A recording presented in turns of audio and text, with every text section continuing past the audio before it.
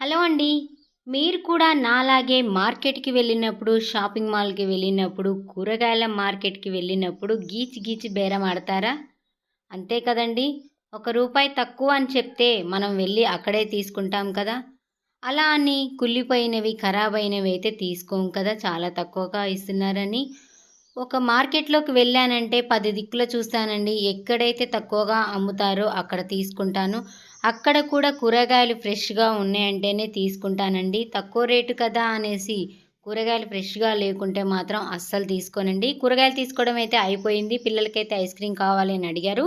పిల్లలకైతే ice cream ఇప్పించాను. అలాగే ఈ మధ్య డ్రెస్సులు కుట్టడానికైతే ప్లెయిన్ పీస్‌లయితే తీసుకున్నానండి. వాటి కిందకి లైనింగ్‌ల కోసమైతే ఇక్కడ హోల్‌సేల్ షాప్‌కైతే వచ్చానండి. బయట షాప్‌లో కన్నా ఈ షాప్‌లో రూ. 10 తక్కువండి లైనింగ్ పీస్‌లకి. అందుకనే నేనిక్కడికొచ్చి డైలీ తీసుకుంటాను. ఈ వీడియో మీకు నచ్చితే ఒక లైక్ చేయండి.